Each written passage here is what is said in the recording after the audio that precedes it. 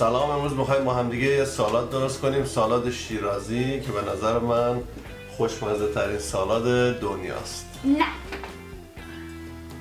مواد اولیش خیار، پیاز، گوجه، آب قوره.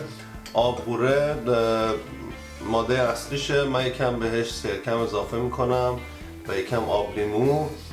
نعنا اگه خوش داشته باشین میتونید خشک استفاده کنین، اگه نه نعنای تازه، نمک و فلفل و روغن زیتون. دو مدل آدم توی دنیا وجود داره برای درست کردن سالاد شیرازی. نصف آدما میگن سالاد باید با خیار پوست کنده درست کنین، نصفی هم میگن پوستشو نباید بکنین. حالا من امروز پوست خیار رو نمیکنم، ولی اگه دوست داشته باشین میتونید پوست خیار رو بکنید و سالادتون رو اونطوری درست کنید. روشن میخواد بهمون کمک کنه که این مواد رو خورد بکنیم. توی سالاد شیرازی نکته خیلی مهمش اینه که همه این مواد یعنی خیار و گوجه و پیاز باید خیلی ریز خورد بشه، ریزترین حالتی که میتونیم.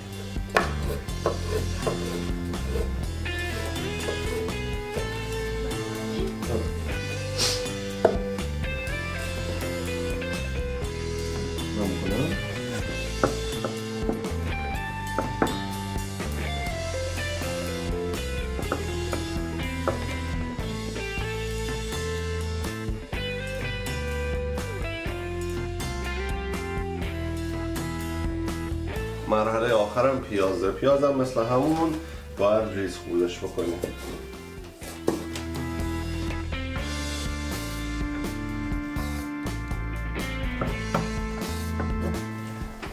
بیشتر دستورای سالاد شیرازی فقط آب قوره داره. بعضی آب قوره رو با آب لیمو قاطی میکنن، من یکم بهش سرکه اضافه میکنم، یه مزه بهتری بهش میده. ولی همونطور گفتم دستور اصلی فقط آب قوره است. خب الان بهش آب لیمو رو اضافه میکنیم. لیموهای تازه حتما استفاده کنین، آب لیمو خیلی مزهش رو خوب نمیکنه. بعد بهش آب قوره میزنیم،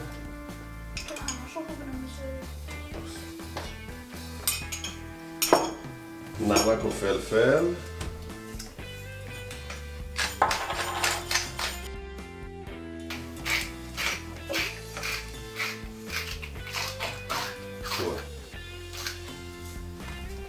بعدم نعنا.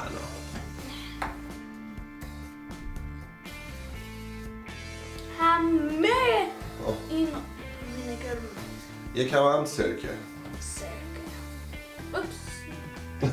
ریختی بیرون. تو مرحله آخرم بهش روغن زیتون اضافه میکنیم.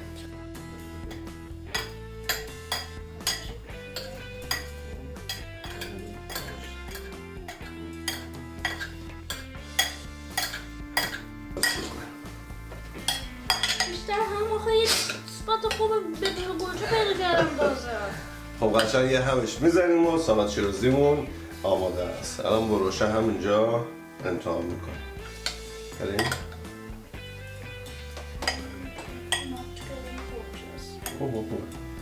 گوجه نداره.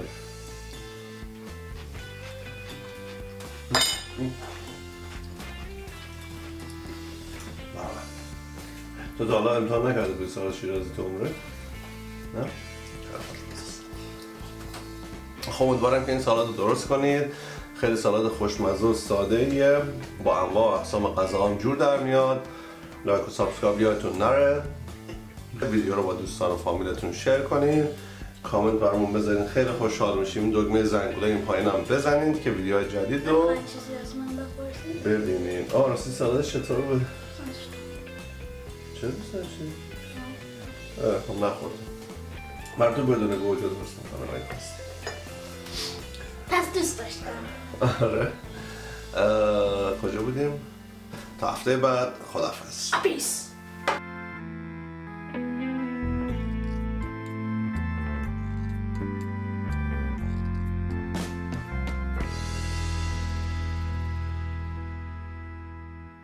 مسکره بودی بزن.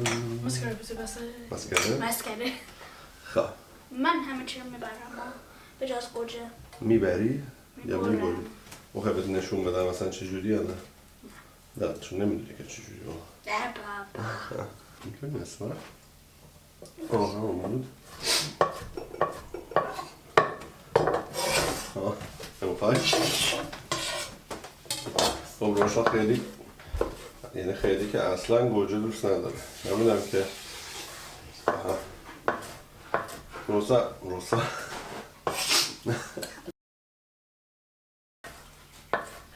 روشا اصلا گوجه نداره. همینم که نداره چیه؟ نداره گوجه نداره. گوجه نداری روشا؟ روشا اصلا گوجه دوست نداره. همینم که کمک کرد. دستت درد نکنه. اما آخه گوجه همه جا هست. تو مرحله آخرم بهش روغن تو نه. حرف تو اول کامل بزن. تو مرحله آخرم بهش روغن زیتون اضافه میکنیم. مامان تو بگو. تو بخور اگه میخوای. چیکار داری میکنی تو؟ خدا من نگم. داریم فیلم میگیریم ما. بیشتر هم آخه یه سپات خوب بدون گوجه پیدا کردم تازه. خب قشنگ یه همش میزنیم و سالاد شیرازیمون آماده است. الان با روشه همینجا امتحان میکنیم.